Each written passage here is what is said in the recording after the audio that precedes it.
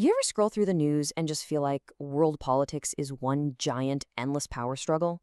Even when everyone's talking about peace, it seems like conflict is always simmering just below the surface. Well, today we're going to unpack a theory that basically says, yep, that's exactly right. It's called realism, and it offers this really powerful, maybe a little sobering, guide to how the world actually works. So let's dive in. It's a huge question, isn't it? We see leaders making these big speeches about cooperation and shared dreams, but then the very next day, the headlines are all about rising tensions, new weapons, new conflicts. It feels like a total contradiction. So, what is really going on? Okay, imagine this. You live in a neighborhood with no police force. Absolutely no one to call if things go wrong. If you think your neighbor might be a threat, what do? Well, you're probably going to lock your doors, maybe build a bigger fence, right? You have to rely on yourself. That, in a nutshell, is global politics. There's no world government, no global 911 to dial when trouble starts. And that one simple fact is the starting point for absolutely everything we're about to talk about. And this is the world seen through the lens of realism.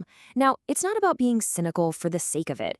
It's about seeing things, as a realist would say, as they are, not as we wish they were. And it gives us a really solid framework for understanding that constant nagging competition. So, to really get the realist worldview, we first have to understand the environment they see countries operating in. And let me tell you, it's a world that looks very, very different from the one we live in day to day inside our own nations. The core idea here, the absolute foundation, is anarchy. Now, hold on, this doesn't mean chaos in the streets and Mad Max. In the world of international relations, anarchy just means there's no authority higher than the countries themselves. No world president, no global police force that can make everyone fall in line. Every single state is its own boss. And this brings us right back to that neighborhood without any cops. When every house is in charge of its own security, you start looking at your neighbors a little differently, don't you? You might be friendly, you might wave hello, but you're also going to be a little wary. Can you ever really trust their intentions 100%? For a realist, that constant underlying uncertainty is what defines the entire international system. Okay, so if we're living in this anarchic world, how do we even begin to analyze what countries are going to do next? Well, realism gives us what you can think of as a toolkit, a set of core ideas that help us predict and explain why states act the way they do. Let's open it up and see what's inside. So, realism is basically built on these six big ideas. You've got statism, which is all about the state being the main player. Then you have survival, the number one goal, which leads to self-help, the idea that you can only rely on yourself. The main currency here is power. All of this comes from a certain view of human nature, and it creates this dangerous trap called the security dilemma. Let's break each one of those down. First up, statism. For realists, this is simple. The world stage has one star of the show, the state. Not giant corporations, not international organizations, not activist groups. It's the states, the countries, that have sovereignty. They have the ultimate authority to make their own rules and don't have to answer to any higher power. They're the top dogs. Next, let's talk about power. Think of power as the money of world politics. It's what makes everything go round. It's a state's ability to get other states to do what it wants, and it's measured in real, tangible stuff, what realists call capabilities. Things like the size of your military, the strength of your economy, and even your population. To a realist, at the end of the day, power is what matters most. So what's the number one goal for any state? It's not wealth, it's not ideology, it's just survival, staying on the map. That is the prime directive. And in a system with no global 911, you just can't count on anyone else to come and save you. So that leads directly to the principle of self-help. Every country has to rely on itself first and foremost. Now, this self-help logic creates a really tragic trap. It's called the security dilemma. Check out how this works. So state A feels a little nervous, so it builds up its military, just for defense. But its neighbor, state B, can't read minds. All state B sees are new tanks and missiles right next door. So, feeling threatened, state B builds up its army. Now, what does state A see? It sees state B's buildup as proof that they were hostile all along, so it builds up even more. You see? It's a vicious cycle. A perfect historical example is the arms race between Britain and Germany before World War I. Both sides said they were just building ships to feel safe, but the result was this spiral of fear and mistrust that made a horrible war almost inevitable.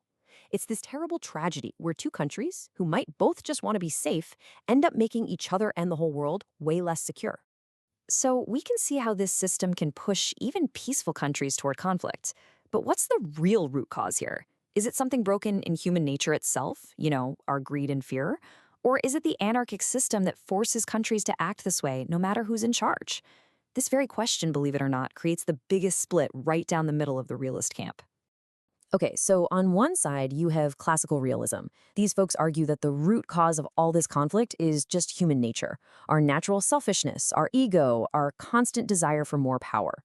But on the other side, you have neorealism, which is also called structural realism. And they say, whoa, hold on, it's not about people, it's about the system. For them, it's the anarchic structure itself, that lack of a world government, that forces states to compete for power, no matter how nice or well-intentioned their leaders are. And this quote from Hans Morgenthau, who was a giant of classical realism, just nails that perspective perfectly. For him, international politics, like all politics, is a struggle for power. It's a basic, universal law, and it's rooted deep in who we are as human beings.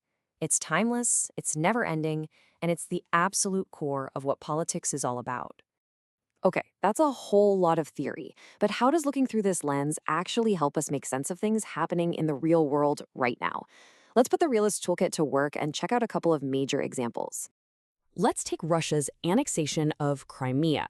Now, a realist analysis is going to set aside the big questions of international law or morality for a second. Instead, it's going to laser focus on security and the balance of power. From that perspective, NATO, a really powerful military alliance, expanding closer and closer to Russia's borders, was seen as a direct threat. In a world where you can't call 911, a realist would argue that Russia's action, while definitely aggressive, was a pretty predictable response to secure its own interests in what it saw as a rapidly worsening security situation. So what about the rise of China? I mean, this is one of the biggest questions of our lifetime, and realists are fiercely debating it. Some will argue that China's focus on its economy and soft power diplomacy shows it's a status quo power. It doesn't want to upset the apple cart. But others, like the very influential offensive realist John Mearsheimer, are way more pessimistic. They argue that as China gets more powerful, it will inevitably try to dominate its region to guarantee its own security. For these realists, it's not a question of if China will seek dominance, but when. And the result could be that classic security dilemma playing out on a massive global scale. So after all this, anarchy, self-help, security dilemmas, it's pretty easy to walk away thinking that realism is just a deeply pessimistic, kind of depressing theory, right? It seems to suggest that conflict is basically inevitable and cooperation is always temporary and fragile. And that brings us to a really crucial final question about the theory itself. So here's the bottom line, the thing to really chew on. Is realism just a camera, coldly capturing the hard, uncomfortable truths of world politics? Or is it more like a script? If you teach generations of leaders and diplomats that the world is a dangerous, zero-sum struggle for power, does that in turn encourage them to act that way, creating the very world the theory claims to only describe? That's the ultimate paradox of realism. And honestly, there's no easy answer.